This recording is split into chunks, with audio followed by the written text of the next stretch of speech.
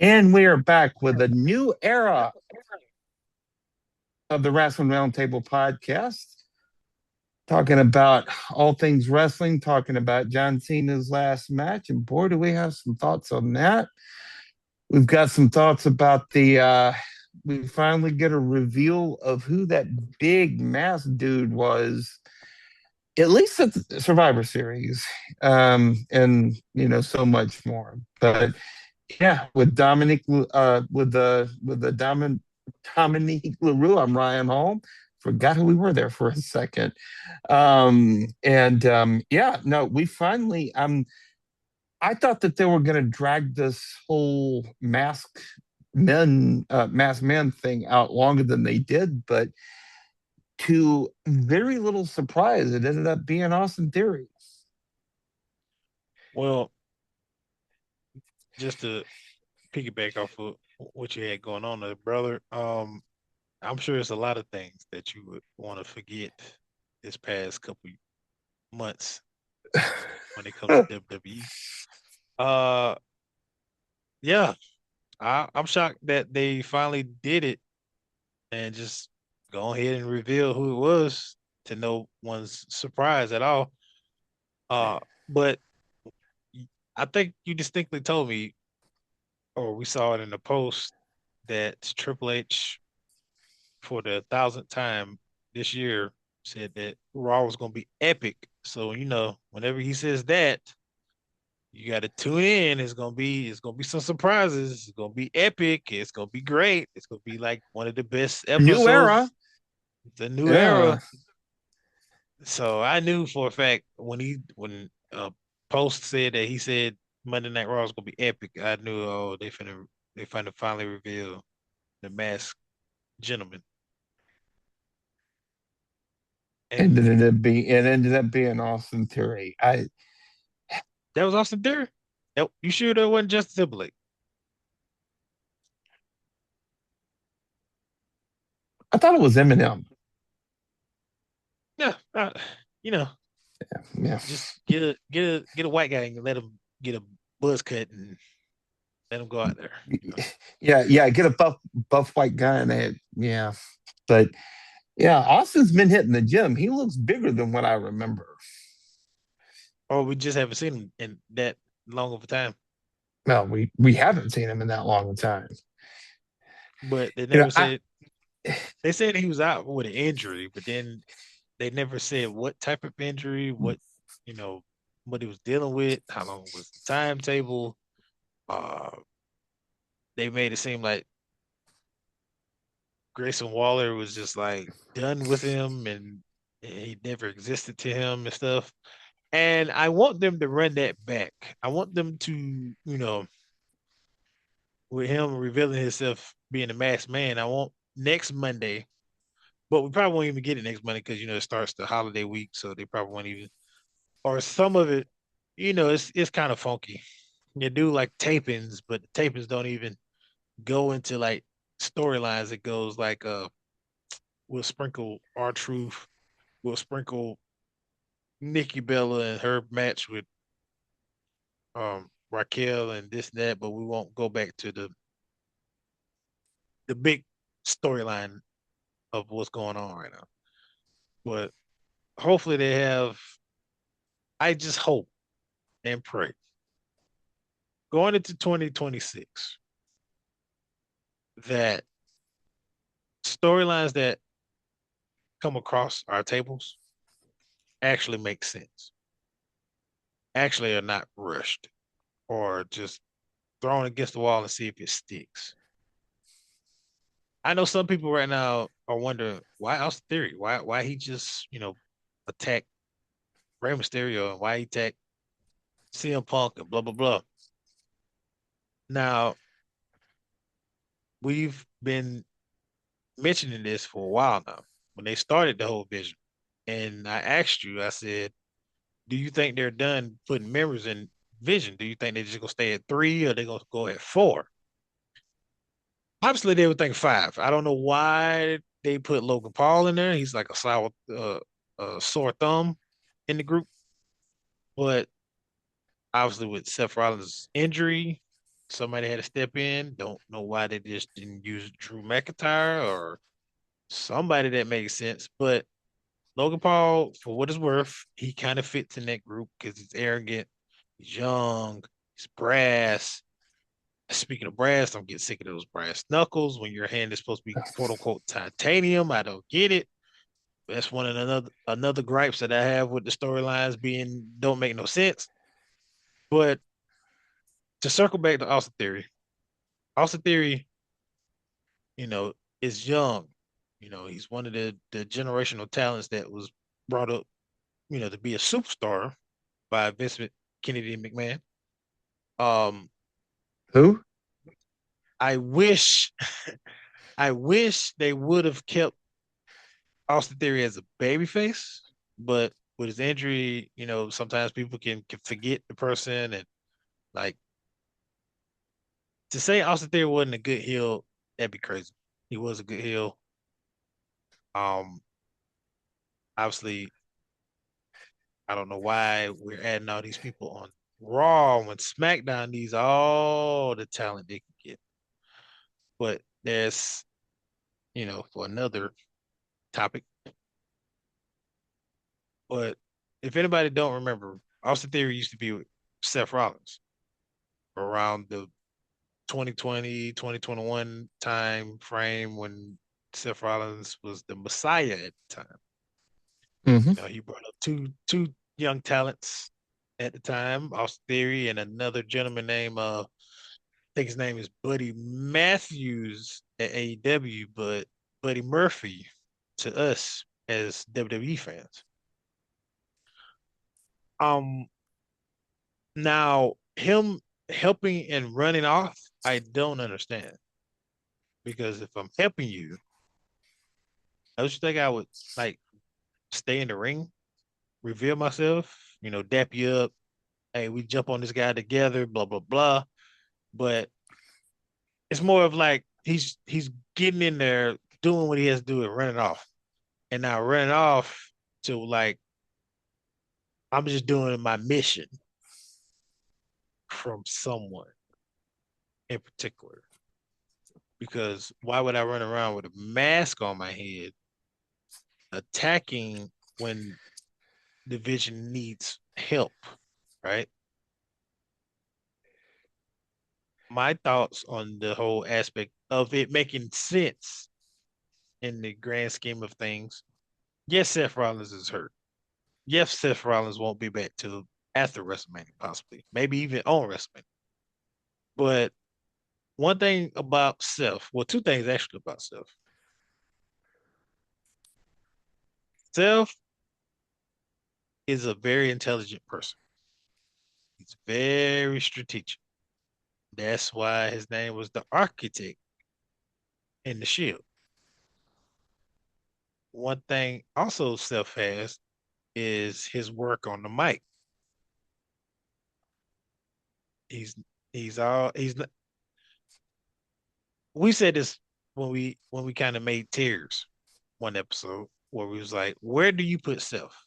Obviously, Seth is not going to be in the big grand scheme of things as far as like a megastar, like the Roman Reigns, the Right. Cody Rhodes, the Stone Cold, the you know rock of it all. But he's very solid at that second tier, that tier where your big star goes, he can step in and fill in that hole.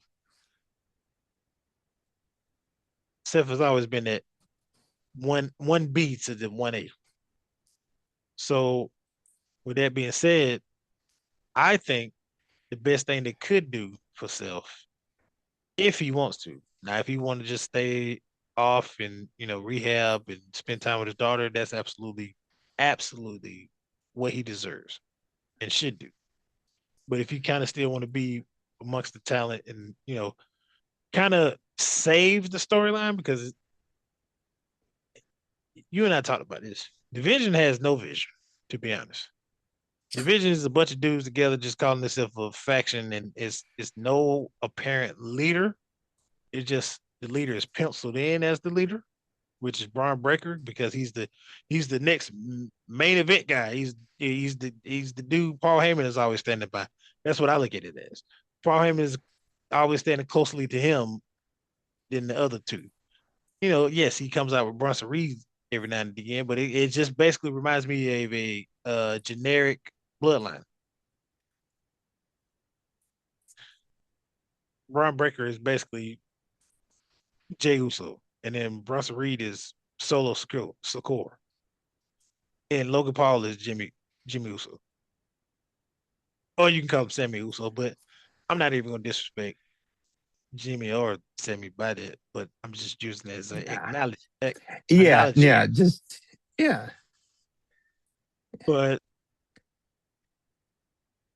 the Vision needs something fresh. It needs something that's going to really drive this whole Vision stuff into WrestleMania, because quite honestly, it's getting to the point where I'm sick of Division, just like I am Judgment Day. Which is a shame because it could have been one of the hottest factions that we've had since Evolution. It could have, but Yeah. the big difference between Division and, like, say, Evolution, say, I wouldn't say the Shield because all three of them came from NXT, so it wasn't no clear veteran in the group. But I would say a DX, right? When Okay. you look at that group, you have the two brass young talents or the two unknowns or whatever the case may be.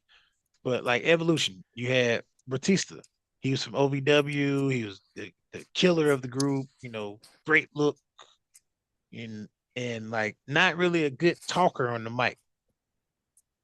You have Randy Orton, second generation superstar, brass. Problem child. Yeah, he was good on the mic. Randy Orton's always been good on the mic, but like he still needs some tweaking, right? Then you got the two Grizzly vets, Triple H, Ric Flair. Those two names go without saying. I don't even got to get involved in explaining why, but they was the veteran of the group. They was the ones bringing up the two young talent up to their statuses. You got the Vision. Nobody in that group is a veteran other than Paul Heyman, and Paul Heyman is not even a talent. He's not even a wrestler. Yeah. He's not a wrestler. Yes. So it's like you got two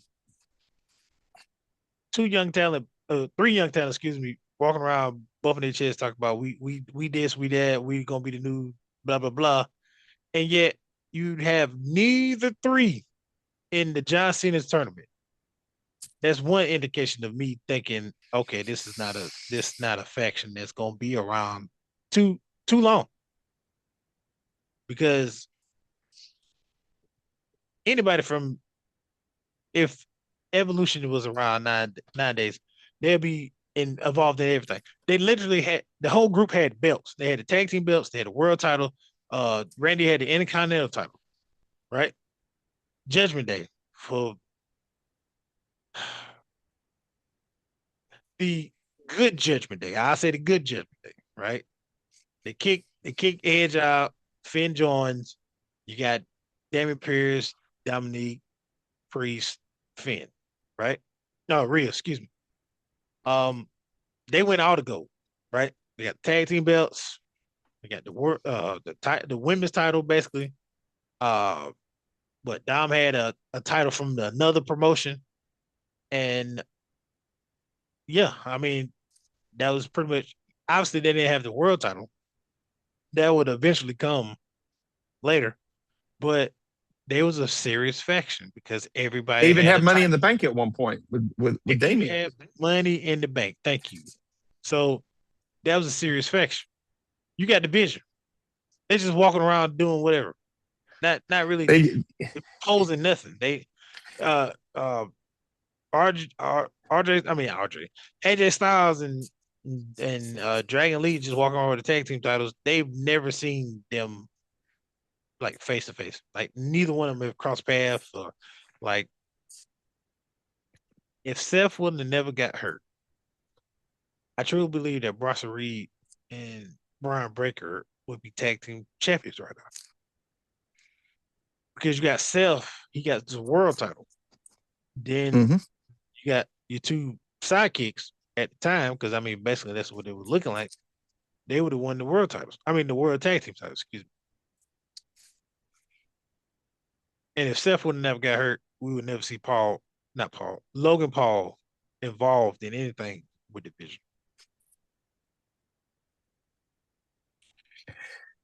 You know, I definitely got some thoughts that I want to bounce off of you here. But and you were saying that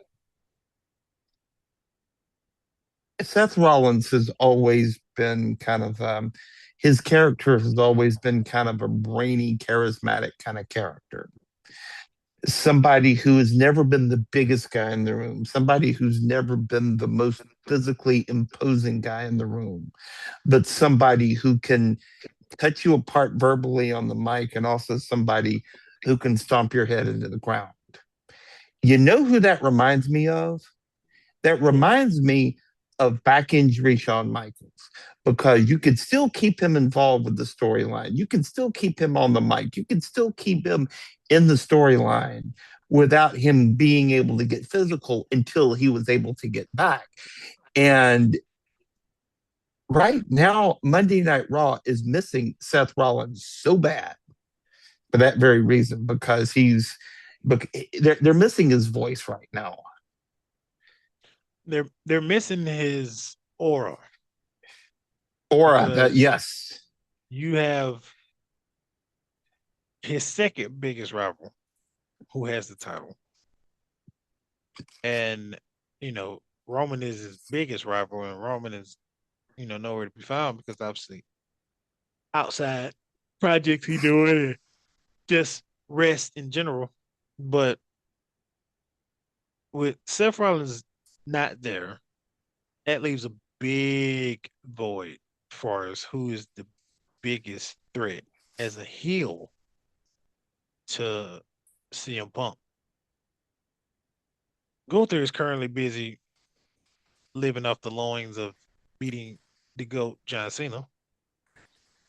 Um, Spoiler. Drew, spoiler, Drew is moved to SmackDown and rinse and repeating with Cody over the undisputed title. Uh,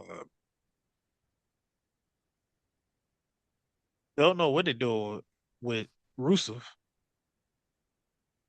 Um, and like I'm trying my best to even fathom uh a heel for you that would be close to being worth watching go back and forth with CM Punk. And I got nothing. And on top of me not having nothing,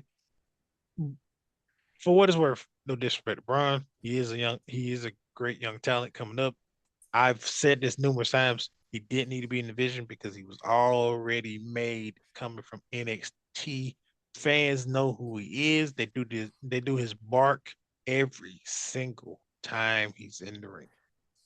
To say nothing of the classic matches that he had with guys like Carmelo Hayes. Well, Hayes, yes. Yeah. Trying to think. I think did he wrestle Trick? I think he wrestled Trick. But the fact of the matter is, Brian don't need to be in the faction, let alone he's not he's not the greatest on the mic. I may be different than everybody else, but I am not afraid to say it. I don't think he's that great on the mic. Not compared to CM Punk. Because CM Punk, the greatest mic talker to me is like MJF, CM Punk, John Cena, Roman. Now even it took him years to get there, but they let him be him, and ever since then, that's when you put Roman in the mic talking now, because he got so much free range to just say whatever. Ron to me feels like he's more of a he's better of a ish talker when he's beating somebody up and like making fun of them. He's kind of like he kind of reminds me of that jock, right? You know, really say much. He gets straight to the point, but the most talking he's going to do is while he's putting his foot in your rear end or bashing your head in, and that's what he reminds me of. When he's doing that, he reminds me so much of Scott Steiner. It's not even funny. Yeah, absolutely. And then that's the thing. Like Scott Steiner has never, ever. I don't know who in their right mind would even say Scott Steiner has ever been great on the mic. But he's one of the best trash talkers when he's kicking somebody's teeth down that I've ever seen. Right. And oh my God, when Braun does the thing when he was like mimicking Jimmy and Jay and stuff. I'm like, man, you got it. You got it. Yeah, But yeah. when some people was like, oh, that's a fire promo he did. Like he was just talking about um I don't even forget what are you talking about. Basically, you know, you challenging CM Punk to the title December 5th. I'm gonna take it, blah blah blah. And then he brought up AJ Lee, and I'm just like, here we go with this. He went that way. He went that far. Like, come on, man. You went to AJ Lee. You had to go take it outside of just you two. So now CM Punk comes back last Monday, and I mean he ripped Braun and the Steiner family to pieces. Surgically, just like with a scalpel. Like a fine, elegant, like cuisine laid right in front of you. He took a butter knife, he took a fork, and he was just like slowly just working his way, cutting it up. Like one of those steaks that's so tender you don't even need a knife to cut it. Yes, absolutely.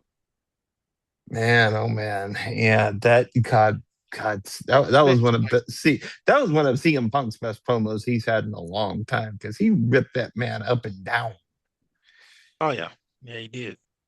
And like that's the thing.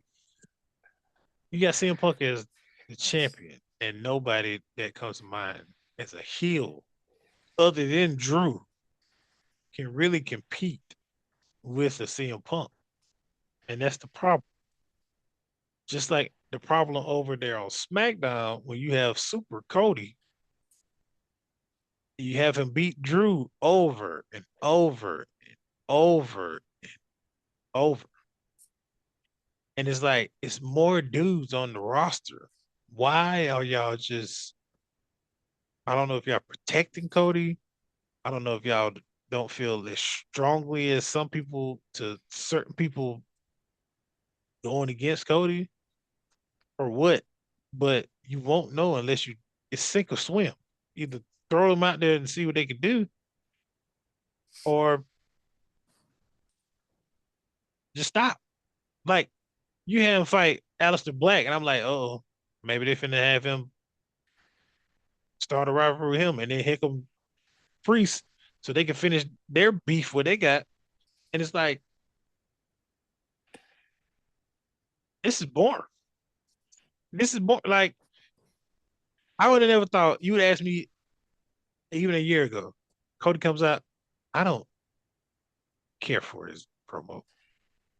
I would have thought you was crazy. But now it's like he comes out, he gives his passionate speech, uh, to the point where he almost about to bust a blood vessel in his head or something or neck.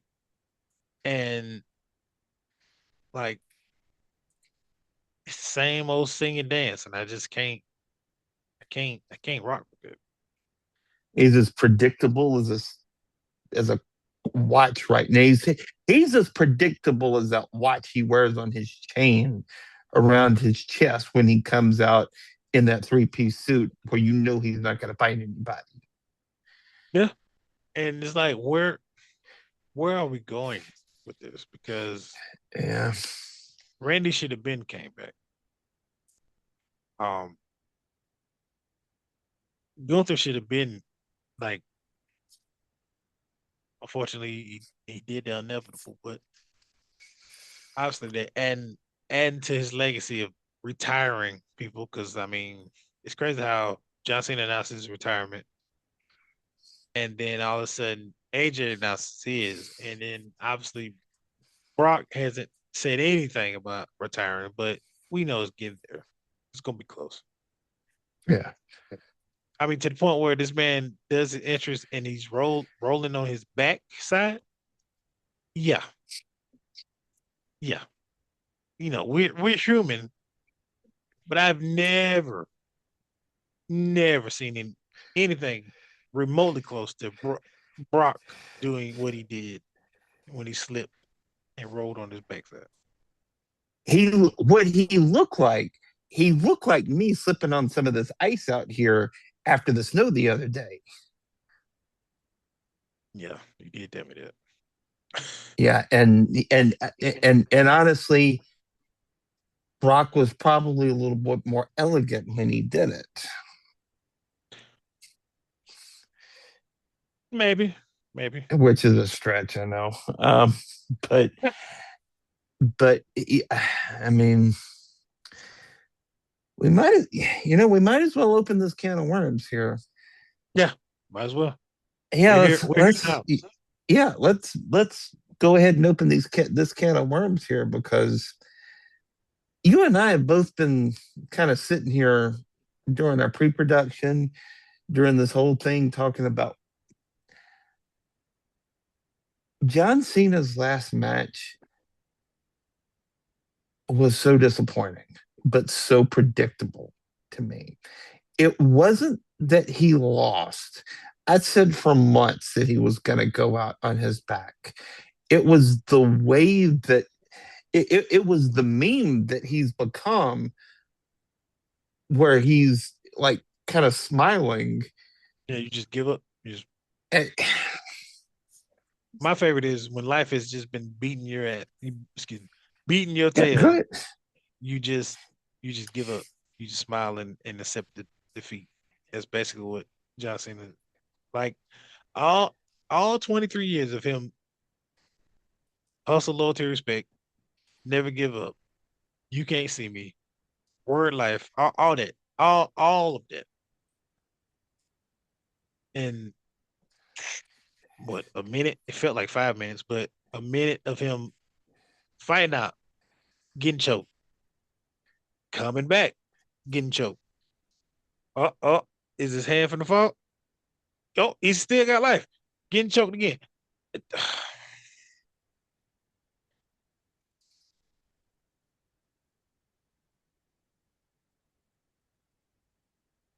When it got to that spot, that's when it was like the most predictable.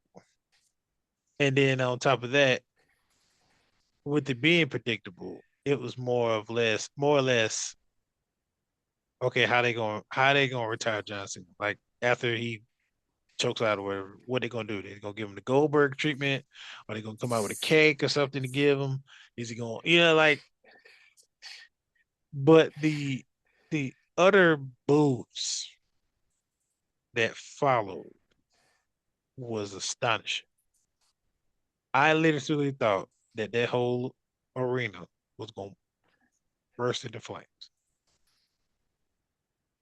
And then thank God that the production team was on their P's and Q's that night, because the amount of FU hunters,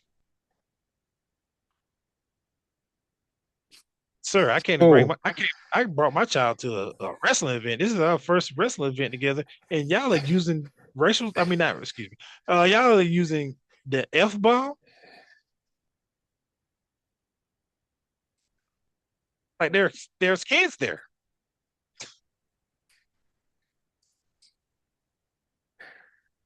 Like, can we not save the anger for after John leaves the ring? Like, this man still got to get his last, run around the ring, waving, kissing babies, shaking hands, and this, that, and third. yeah, Put his shoes yeah. in the ring, and we didn't even get 30 seconds into him realizing, like, oh, this is it. Where people were booing, F you Hunter, this is bull crap. Like, I, And Triple H was eating this up with a knife and fork. Did you see eat that smirk that he had when he hugged John Cena? That at, he was eating that up. And there is some speculation on the internet. The IWC, which can be an absolute cesspool, as we both know, but there has been some speculation that Triple H could end up becoming more of an on-screen character in the Mr. McMahon kind of space moving forward, with Gunther being his chief henchman, which they may need to go with this route because the way that that ended, the absolute, and this wasn't like booing the heel kind of heat. yeah. This was you need to watch your back kind of heat. That was the damnedest thing I've seen in a long time. To the point where Hunter had to acknowledge the fact that he was getting birds shot at him. Like he's like, oh, y'all acknowledging the bloodline. Like, nah, man, that's the wrong single finger they shooting at you. They're not doing the ones, they're doing the other one, like upper type. Yeah. I that you know I and I get it. You know, I get it because the finish of that match just kind of left me numb. It was like that. That was the word that kept coming up for me in our text chain and even in our group chat was I was numb. Like I just didn't feel anything. I didn't feel anger. I didn't feel like I wanted to feel some emotion Saturday night because that was a big piece of our life that was, that had his last match. I want to feel Once some again, you emotion. I wanted to be brought to tears and I wasn't. and quite frankly, it summed up the whole entire retirement run, that match. Yeah. Um, Not only did it sum up the retirement run, it summed up basically what you were going to get with the news, knowing that John Cena asked, he told him, I cleared my schedule. I made this commitment to you guys to finish out to finish out this run with the respect that it deserves. So I have no projects in line. I will give you 220 dates to start to finish. Nah, we want And, 36. and they said 36. They said 36. Like, what? We still got 3 months. What? No, January, February, March, April, five, 4 months. Yes, 4 months of storyline that could have been put together. A correlation to WrestleMania that could have been made. Hey, you could have had a tournament from December to WrestleMania. It could have been bigger and broader. You could have added TNA guys. You could have added more NXT guys. Triple A guys. Yes, triple A guys. John Cena deserved so much more Yes. than that run, as we're just gonna call it, because I got a lot of choice words for it. But that run he had, we had a lot of ups, we had a lot of downs. That heel turn he did, it could have been so much better. With them doing John Cena like that with the heel turn, it just makes me even sick to even think Cody would ever turn heel. Because if that what we got from John Cena, God knows what we would get if Cody Rhodes ever turned heel, and it's not what he wants. It's what Triple H did, the creative group with a sprinkle of TKO once. Yeah. And I asked you in our pre-production meeting, and I'll bring it here. How much of the disappointment of this whole retirement run, how much of the disappointment of this retirement run can you put on Triple H and creative, and how much can you put on TKO? Because I feel like I don't know why. 200, if you did like a full-time John Cena over the last, 220 dates, that's probably a good 2 years worth of Raw and SmackDown every week. We could have got John Cena versus Chris Jericho.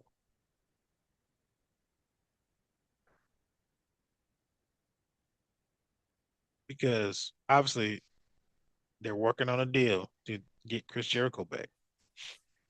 Chris Jericho is, probably on his last leg as far as retirement as well too. We could have got Chris Jericho versus John Cena. We could have got Kevin Owens potentially coming back and wrestling against John Cena. We could have got, the list goes on and on. Ray could have got a piece. Mm-hmm. Sheamus could have finally got a piece. Like that just goes to show you, if who we would not name was still over some part of that. John Cena was his his the engine that carried WWE through some rough patches, Mm-hmm. just product wise. He was the modern age Hulk Hogan for Vince McMahon. So don't you think? And the man never went left. He never left to go to Hollywood until later in his career. He stayed going through thick and thin. Monday, Thursday, Friday, whatever dates they changed SmackDown to, Wednesday, Thursday, Friday, whatever. He was always there. He was always at the live events. He was always doing Make a Wish. He was the bread and butter for Vince McMahon. You don't think that man would have said, without a shadow of a doubt, yes, I want you for 220 dates.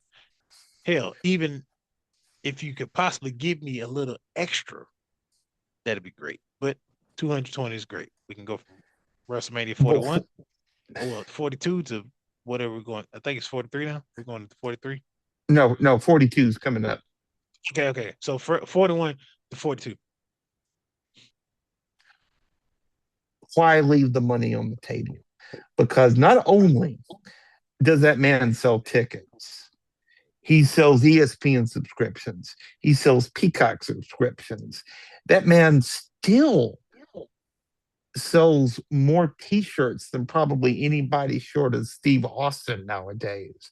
By the The way, arena in Washington yeah, sold out. It sold out. So don't you think with at those us ridiculous going prices. with the ridiculous prices, with us going back to Las Vegas, and Saudi Arabia would have been sold out. Uh, whatever else PLEs from now to WrestleMania would have been sold out. Like they could have made so much money off of John Cena retirement run if they would have just let this man cook and do what he wants to do. Granted, John chose to let them make the decisions, which was terrible. I understand, John, that you're true to the business, you're true to the company, but this company is not the same than the one you know, worked at for a long time. Now, granted, it's a lot better than what it used to be, but with what you poured into that company, he earned the right to choose how he wanted things to play out. And I wish he would have took that ball and ran with it instead of letting it be chose by somebody else. Because anybody else retiring, like AJ Styles, right? I didn't know AJ Styles until he came to WWE. I do believe he deserves a great send off too. But if that's the case, it has to be in TNA because as many stories I've heard from like, just you or my ex-father-in-law or just even watching old tapes and stuff, he was the man in TNA. Him and Kurt Angle was like the driving force for TNA. New Japan Wrestling. Mhm. John has so much respect for him. He told him he got Alicia Taylor to say that AJ Styles was the undisputed leader of the Bullet Club. He actually said the word Bullet Club. That still blew me away. Which John, I found out on Chris Van Vliet's podcast. John wrote that stuff on a note. He told nobody. When he gave it to Alicia, that was the first time it like, you know, saw the light of day outside of him writing it on that letter. Which means that to me that there's so much respect and there's so much love that he has for AJ Styles that he kind of risked his neck for that.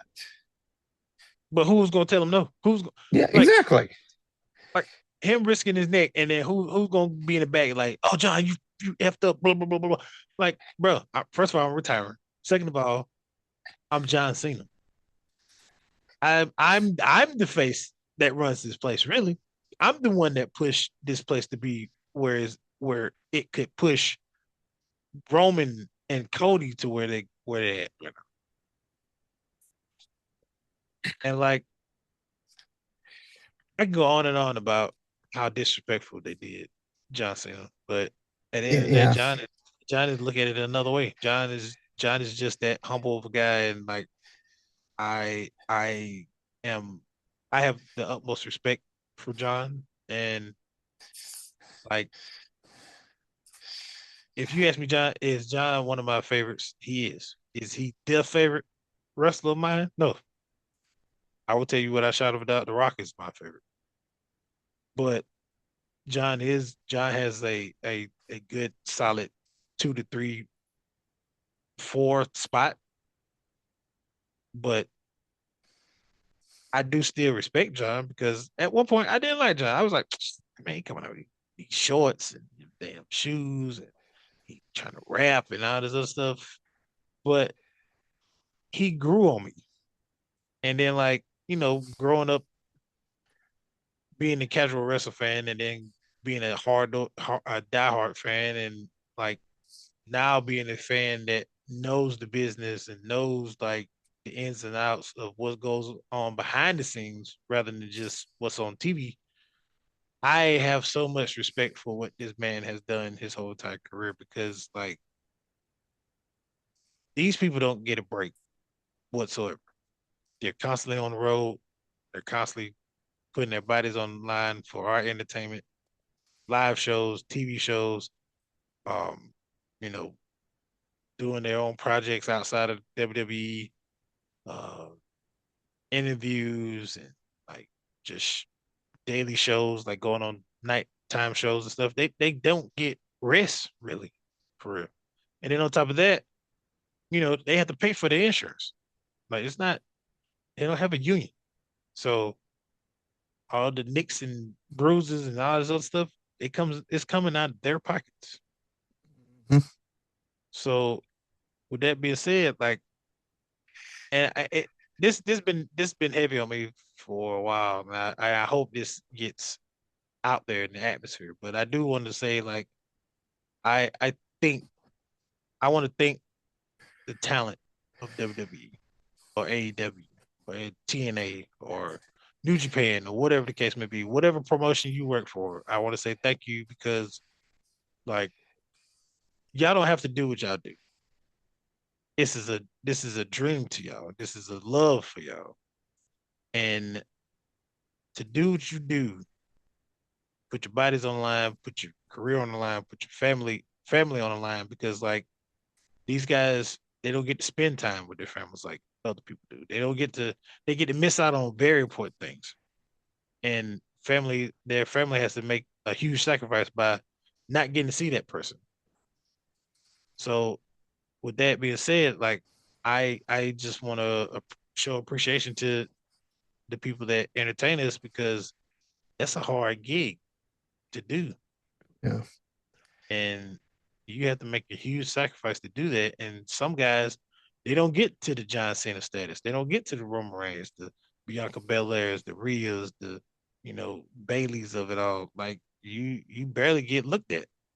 And like we talk about certain ones, but we do have respect for them, like the Nia Jackson, the Tiffany's, and all this other stuff. Like, yeah, we rag on the character of it, but outside of that character, that's a real human being. And you know, not to sway away from our topic of their retirement, but I just wanted to get that out and really say it, since it's Christmas time. So Yeah, no, absolutely. And I appreciate you saying so because so often when we're watching TV on Monday night, when we're watching Netflix on Monday night, when we're watching, I don't get a chance to watch AEW that much, but if you're watching AEW on Wednesday or SmackDown on Friday, you're seeing people who have been putting their bodies on the line, who have been getting beat up for a living for years. You got to be a special kind of crazy to be a wrestler, number one. Number two is that so many of these people you know, have had fractured families who've been married and divorced multiple times. And I'm kind of talking about Ric Flair here, but you know, like so many of these people have really kind of put their lives on the line and in many cases in some cases have lost their lives due to accidents, who have been paralyzed due to accidents in the ring. And not everybody's going to be on TV. Not everybody's going to be getting the $1 million contracts and the t-shirt deals. So often we're going to go, like the way this whole business started was, sitting in a high school gym somewhere watching a couple of guys like a high school janitor against an accountant in their day jobs. You know what I mean? But they're yeah, going out and wrestling and entertaining people on the weekends. That's how this whole business really grew. yeah. And I guess with that long spill or the long rant I had about just showing appreciation to the guys is because I think about John and I think about what he represented and what he did for the company and let alone just people in general. And like I see all these posts and All the Make-A-Wish reels and stuff, kids. Make-A-Wish kids, and I see all these posts and reels of people like and they upset about what happened. And I'm for it all. I'm behind it. And then I also understand the business aspect of it. And I think with what's going on, WWE has really got away from the passion of wrestling or storytelling at that and more of a business and like what's good for the business, right?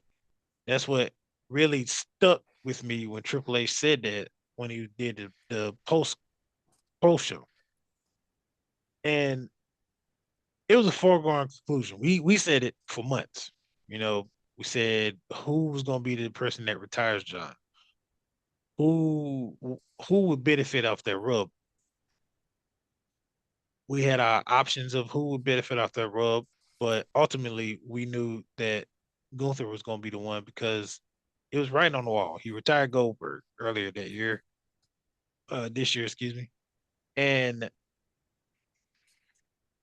if Gunther wouldn't have won the world title, I think it would have made more sense for him. But once he had that world title, once he was doing what he was doing with the world title, he was a made man. I mean, he was a made man coming in WWE, the main roster anyway. But like, him carrying the IC title as long as he did, yeah, sure, that was great.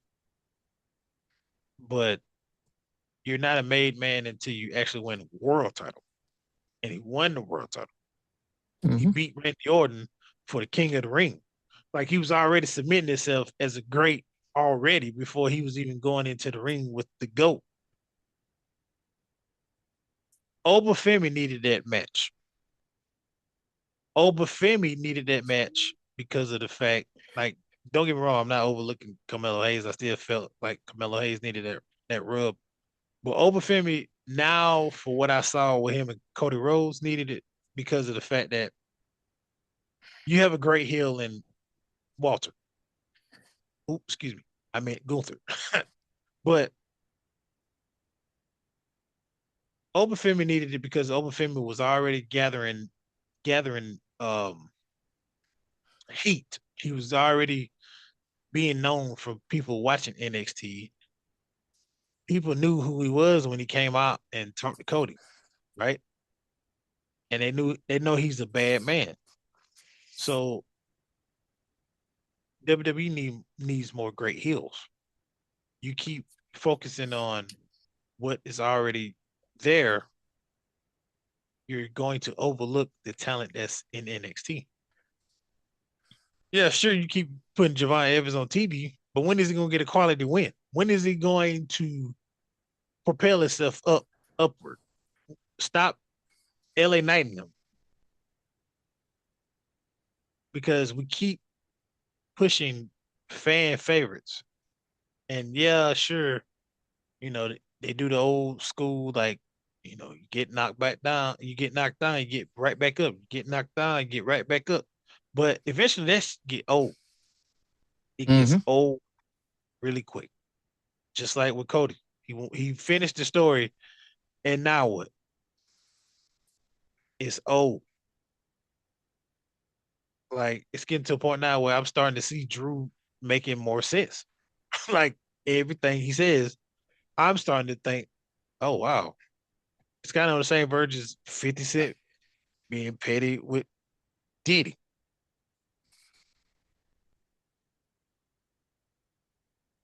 Like he's twisting it. Like he's making Cody looks like he's the bad guy. Like reverse Stockholm syndrome in a way. Yeah. Like, and it's making you think about all the old promos when Cody first came back to WWE and Seth, oh, I'm gonna expose you. I'm gonna do this, blah blah blah. CM Punk, hey man, you looking like you kind of cracking. You look like you wanna. The crown is heavy on your head, right? Roman, you're a politician. Like you act like a politician. Like when are you going to pull that trigger? And when you pull that trigger, when are you going to pull the trigger and make it make sense? Because I can never forgive them for what they did with John Cena's heel turn.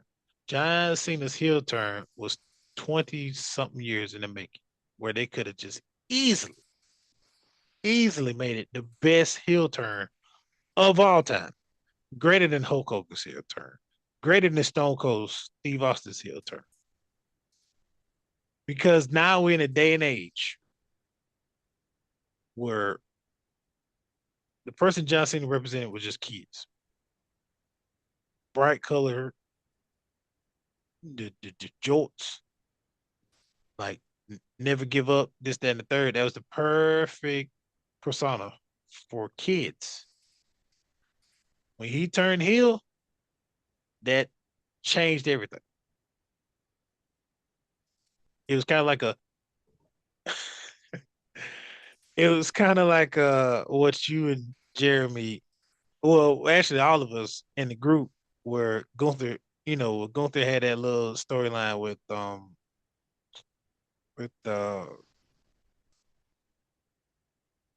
about to call him degenerate Kurt Angle. Um, well, I want to say Scotty B, but what's his name?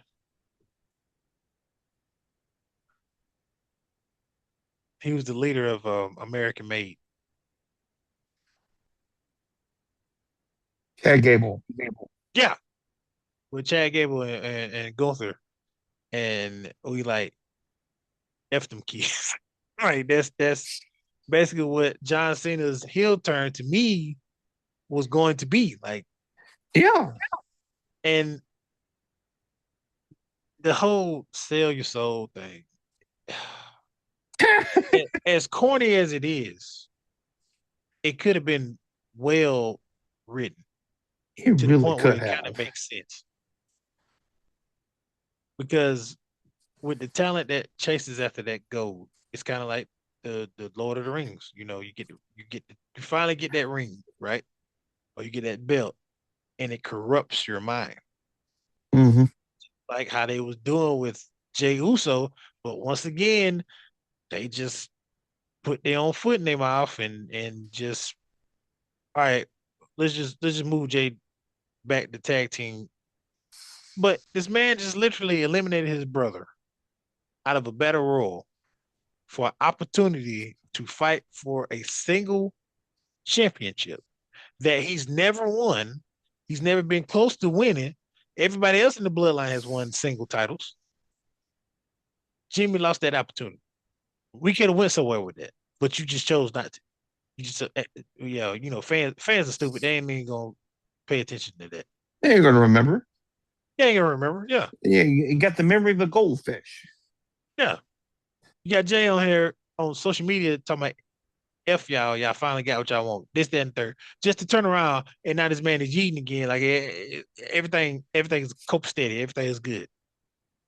Like I hope, I hope that we wash away 2025 as far as storytelling in WWE and just refresh and redo and make it make sense. That's the slogan. That's the slogan of 2026. Make it make sense. Make it, Not make America great again. Wash that make off. it, Make it make sense. maybe asking too much, my friend. I mean, if they can ask for too much as far as them ticket prices, we can ask for too much for storytelling. That's what I want. Like I the best thing smoking to me on television that just happened was Welcome to Dory, right?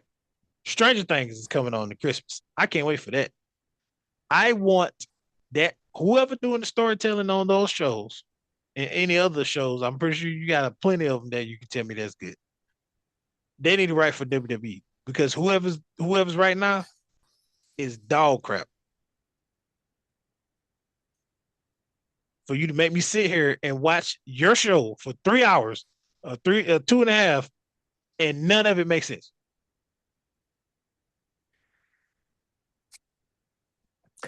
You know what would be tragic in this whole thing is that if WWE were to find a soon to be 5-time published novelist right down the road from them who's got better storytelling chops than most of the people in that creative room. Any idea who that might be? Oh, I got a brilliant idea. Yeah. I mean, you can at this point you can get Joe Blow sitting at a Waffle House that got better stories than what they're doing because Right. you got Jade Cargill walking around with the title. She has nobody to compete with. Nobody. Nope. You got Stephanie fighting a retired Hall of Famer. It was never that good. We got you got all the talent in the world over on Raw, and she has to fight Nikki Bella, have a feud with Nikki Bella to the point where y'all have to swerve Nikki onto Raquel. I'm sick and tired of them doing Raquel so bad. This chick, y'all just have her settled just for the tag team belts, and where she could be a world champion. You put Braun Strowman with a title, why you can't give her a title? You gave Nia Jax a title Multiple times. multiple times, but you can't. You telling me that Raquel cannot win one world title? Remember the stare down? Speaking of Jade Cargill, remember the stare down that she had with Charlotte Flair once upon a time? Yeah, What happened with that? you got the tag team titles off her. So what are we doing? Why are we still going for the tag team titles with Charlotte? It's time for stars to fight stars. It's time for young stars to fight veteran stars, and it makes sense. Like, and our previous episodes about Tiffany, like I hate that they did Tiffany the way they did Tiffany because from what I saw in NXT, she was destined to be. She reminded me of Charlotte, obviously, but the Tiffy time thing could have been so much better. She could have stayed with the whole mean girl persona, but like she could have been dense, this, that, and the third, whatever. But then when she get in that ring, oh, it's a light switch. She's whooping your tail. But you have a fight, real. I mean, you have a fight, Nia Jax, that whole win streak she had. You had a fight Nia Jax with some other chick. You put Candice LeRae in there a couple times, sprinkle that in. Like it didn't make sense. You could have had her wrestle Rhea freaking Ripley some type of way. That would have been a great match. You could have had Bailey. You could have had. I mean, I think they did wrestle at least once, but like all these future Hall of Famers, you had her not wrestle one person. Tiffany, Asuka is money. Like you had to wrestle Charlotte, and that was a train wreck. Yeah. I mean, that whole program was a train wreck. It didn't, and then the Charlotte return didn't make sense because it's like she wasn't. Was she here when she left or got hurt? I can't remember. I can't even remember. But the fact of the matter is, like, we missed her, and instead of y'all bringing her back as a baby face because the fans wanted her back, y'all decide, oh yeah, we're gonna turn the heel. Why? And then give her vignettes. Why are you giving her vignettes like she's some random new person coming from NXT or something? She's Charlotte freaking Flair. She's like 3 wins away from breaking. Matter of fact, excuse me. Now she's 4 wins away from breaking the all-time record of world titles won. Like, what are we doing? Yes. That whole thing never didn't make a lick of sense to me because you bring her back in these vignettes, which you didn't really need. You should have, if you wanted to do if you wanted to do her a babyface return, you could have had her be a surprise return at the Royal Rumble, and they would have eaten her up. But you did these vignettes, at the yacht with her posing, and it did. And she acted surprised that she wasn't received as the conquering baby face. They set her up to fail with that. They set it up terrible. They set it up terrible. If you wanted somebody with vignettes, you should have used Tiffany. That fits to her persona. It fits Mm-hmm. the whole Tiffy time. That would have been perfect. But you use Charlotte freaking Flair. She injured her knee fighting Oscar. We was like, oh man, she's out for a while. We started to see the downfall of missing Charlotte. So we was already missing her. We was like, when is her injury? Blah blah blah. Then, like you said, why even then, I mean hell, they did Cody like this. They had Cody go to a ring, I'm gonna be back. I'm gonna be at WrestleMania. Cool, boom. But it was a foregone conclusion that Charlotte was gonna come out last because of the fact that if y'all spending all that money on a 15 minute, not even 15 minutes, 5 minute, 5 to 10 minute video of Charlotte sitting on the yacht, nice car and pearls and all this other stuff, you think they're finna have her come out first? No, You think they're finna have her come out in the middle of the Royal Rumble? No. You think they're finna have her come out second to third last? No, she's coming out last to make the big grand surprise entrance. Like nobody knew she was coming And out. it wasn't a surprise. And it It wasn't a wasn't even a surprise. surprise Yeah. because we knew she was coming back. When John Cena came back from his torn pec muscle in like four Nobody knew. months, Nobody knew. nobody knew. And when he came out in that Royal Rumble, that the roof of Madison Square Garden just disintegrated. That was one of the loudest pops I have ever heard. They handled that perfectly. Edge. Edge, yes. Edge, by far the greatest return of all time when it comes to Royal Rumbles. Because we was speculating, we was thinking, is he coming? I don't know. We ain't giving no word. It was a pretty serious neck injury. I don't think he's gonna come back. That music hit, and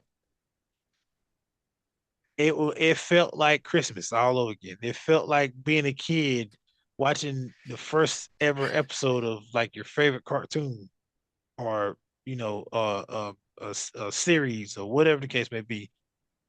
The the the shot of the dude just like yes with his hands up in there, like you could see his emotions on his face, like the Yeah, emotions on Edge face because Edge probably thought he would never be in the ring again. right. But like those are the moments. Like if Triple H want to worry about moments, those are the type of moments you want to happen. And you have to strictly strategically put those moments together without it being leaked or even just, don't say epic no more. Just stop saying epic. Don't even say the show is gonna be great. I'd rather you just trash the show. I don't know. It's not looking good for tonight. I'd rather you do that. Just sway my expectations somewhere different because every time you say epic, it's gonna be an epic fail for me. It's gonna Tonight's show is gonna be painfully mediocre. You can probably watch football tonight. Yes, please say that because when you say epic, I think of WrestlePalooza.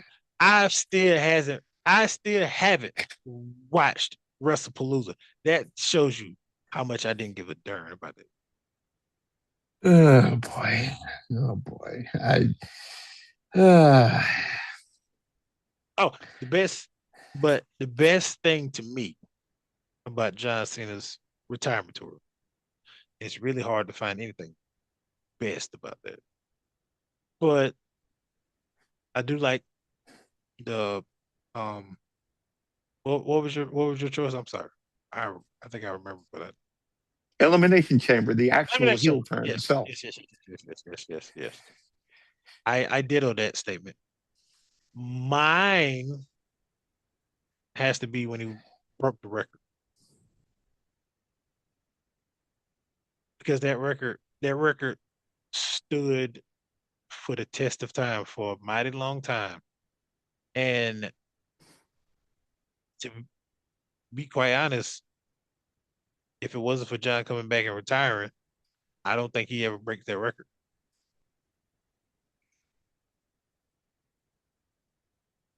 But with him breaking that record, it felt kind of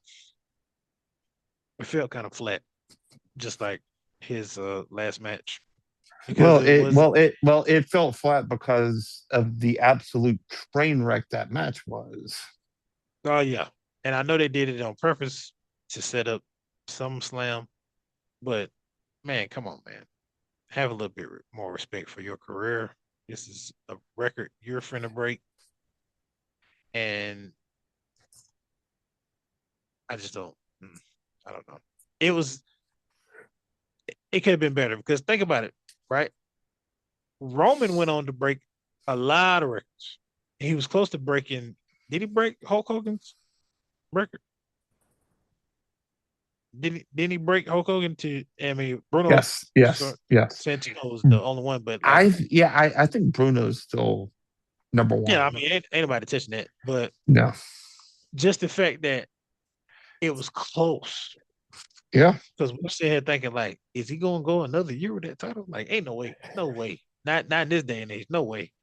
But for him to break Hulk Hogan's record was astonishing.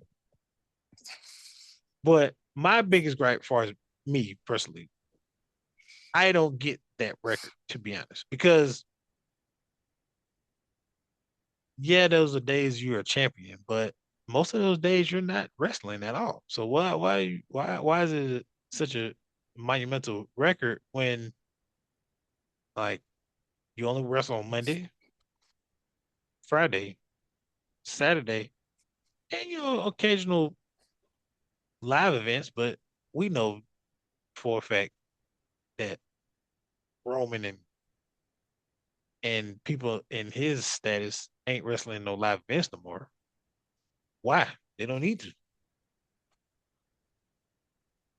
So that's why that was my biggest gripe on as far as like days as champion. It's like so you just counting days you're off, like Sundays. Like I can't help the fact that you're a champion on a day I can't wrestle you. Like And it's still another day. It's still another tick mark. yeah, yeah. But it is what it is. I mean, hey, this is not a real sport, so Right.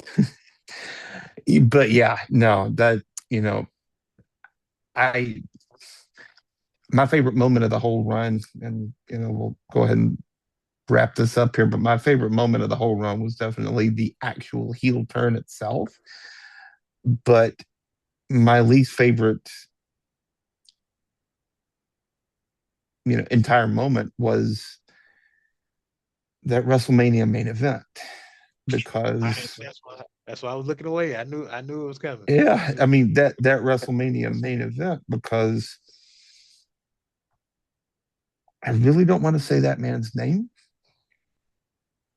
How about this? I'll do you one better. All right. My worst moment of that retirement run is your best moment, the heel turn, because you Okay. could have did this without Travis Scott being in the ring with two of the most prolific wrestlers of all time. Like if you had The Rock just come out by himself, right?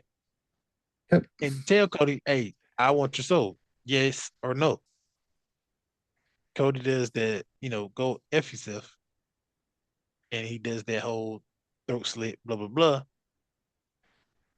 He kicks Cody in the nuts, shoves Cody to the rock. Rock's bottom him, rock bottom him. They're both standing on top of Cody with John Cena holding that belt. That's an iconic picture. That's an iconic moment. They get out the ring, they look back, they do the iconic look of stuff like that, whatever, whatever. That's an Mm-hmm. iconic photo. But having Travis Scott in that ring, it irks me to the absolute core. I cannot get over the fact that they had this dude. And the only reason why that he was irrelevant at all, well, he was relevant at all in that because his damn song was in the WrestleMania. And I know I can see you grit your teeth. Like even when we say his name, you grit your teeth. Because you could It not sounds like stand Chinese water torture, every time it came back from a like commercial waterboarding. when they went to the Kathy in the back or whatever the case may be, you would you would message the group. It was like, I cannot stand this god awful song. And don't get me wrong, part of me liked it, but then it was like it was getting real repetitive to the point where I thought a wrestler was about to come out to the song because I'm like, okay, that's enough for the Fiend. When the weekend he when his song part of the WrestleMania too? Like, why do we keep playing Travis Scott's music?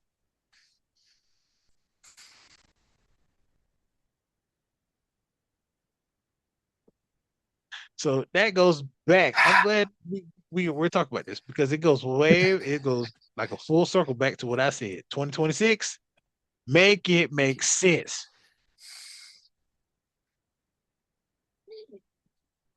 Oh my God. Yeah. Thank you for loading me up with that image of Fiend. Uh, I, It's the same I image of need me saying Travis Scott, Little Small Tail by John Cena and The Rock, and trying to make himself look imposing. You are not imposing. You almost slapped, you almost blew Cody eardrum to the point where he probably couldn't even hear no more. Thank goodness it wasn't that bad, but like he laid a brick on Cody's ear, not even a potato, but a brick. a brick. Like And I don't, yeah, yeah. Well, next week on this here podcast, it's going to be our 2025 year in review. And yes, we've got some thoughts. a lot. We've got some thoughts. And we want to hear from you. So if you want to leave a comment on this video, want to leave a comment on this podcast, drop a comment on our Facebook page, your favorite moment of the year, your favorite match of the year, male and female superstar of the year, and let's go the least favorite moment of the year because that's what Dom and me are going to be talking about next week. It's a lot of least favorite. We got at least one. I think Can we add like a honorary mention? Can we do that? hey, it's our podcast. We can do what we want. Okay. Sounds good to me. I'm also trying not to make this a 2 hour complaint fest next week. Yeah. Because we need to be in this season and be, you know, thankful for the good things that we did get this year, but at the same time, And there have been some good moments this year. it has. Yeah. Yes. But But when it's it's been been a very frustrating year to be a when it's wrestling been fan. flooded with so much frustration, it's kind of hard to keep keep your eyes on the good things. So No, it is. It is. You're not, we're not trying to overlook that because there have been some stuff this year that just makes me question why I still watch wrestling. yeah, absolutely. And Yeah. it's not to say that we don't have stuff going in 2026 that we're happy. I don't not happy about because it's some things that going in 2026 I have high hopes for. But at the Amen. same time, when you've hoped for so long for certain things and it don't manifest, it's kind of hard to like really be amped for anything else. So Amen to that. Well, another fun episode. absolutely. Yeah, another fun episode. I always love recording these podcasts with you. Yeah, Don't my forget man. to follow us on our Facebook page. 2026, we want to give away that Mick Foley t-shirt. Speaking of somebody who's been in the news this week, but we want to give away that Mick Foley t-shirt. So go follow us on our Facebook page. Tell a friend, tell your enemy, tell the person that you want to do a heel turn on to come follow us because we got big plans for this podcast in the new year. Speaking of podcasts, this episode, what? Are we on episode 44 or 5, I believe? Yeah, I didn't know that math was going to be involved today. Hang on. We're getting close to episode 50. That I do know. We almost there. We're getting there. Yep. You're getting there. Yep. Yep. Well, we're definitely getting there, and we're gonna have that. We're gonna have that coming up, probably early next year. So 4 5. This is episode 4 5. 45. Yeah. So Coming back maybe like even MJ. our maybe even our Royal Rumble recap episode be episode 50. Ooh, ooh. Maybe even a Hashtag watch. special live episode of We can our do that. reaction. Well, Yeah, might need to do a live episode. So well, stay tuned. We'll see. yeah, Uh, but been awesome joining y'all this week. Thank you, John Cena, for all the memories. I wish you didn't get done so absolutely dirty, but thank you for the memories, and let's try to build some more stars. I did on that statement. And Yeah. to also piggyback off, thank you, John, for all that you've done for WWE. Thank you for inspiring so many people in WWE, and so many people like us to never give up, hustle, loyalty, and respect. Um, and most importantly, thank you for all that you've done for the Make a Wish kids, because Oh, I don't, absolutely. out of all the records we talked about, I don't think nobody else would come close to the impact that you done with that particular record. So we thank you And for that's probably one that he appreciate way more than 17. Oh yeah, yeah, absolutely, Yeah, absolutely. And yeah, I never ever ever will forget that record as well, because like, you know, being a kid once and looking up to someone, and especially those kids going through what they go through, to have that glimmer of hope change their lives forever, you know, for the best for some, and you know, just a lasting memory till the end of the fight for some. It it means a lot. So couldn't agree more than more. anything in this world, money, just that moment of getting to meet your childhood idol, or person that you look up to. I can speak for experience meeting Mick Foley this year. That was pretty darn awesome. That Yeah, that made me believe that anything is possible. Just have to believe. So, and totally. that's not a pun on believe Bo Dallas at all.